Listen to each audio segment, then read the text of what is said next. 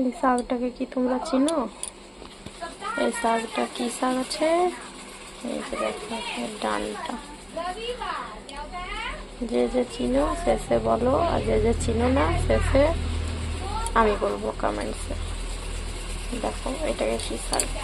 আজ এটা বানাবো আমি কিভাবে। এই যে লসুন, পেঁয়াজ, কাঁচা লঙ্কা ছিঁড়ে রেখেছি, তেল গরম করতে দিয়েছি কড়াইয়ে, এরপর এটা দিয়ে দেবো।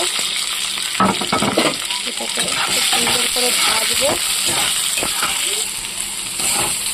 নুন হলুদ দিয়ে দিয়েছি। এটা কিন্তু গন্ধরাজ লেবুর সাথে এই শাকটা খেতে খুবই ভালো লাগে। গন্ধরাজ লেবু আর এই শাক মেখে খেলে খুব টেস্টি। পেঁয়াজটা লাল লাল ভাজা হয়ে গেছে, এরপর আমি শাকটা দিয়ে দিচ্ছি। তারপরে এটাকে ঢেকে ভেজে নেবো। হতে এসেছে আমার শাক হয়ে গেছে। এটা আছে গন্ধরাজ লেবু।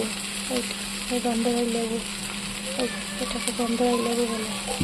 এর আমি একটা ছোট্ট টুকরো এর মধ্যে আমি দিয়ে দেবো। এর আমি আগের থেকে দিয়ে দিয়েছি, এই ভিডিওটা স্কিপ হয়ে গেছে।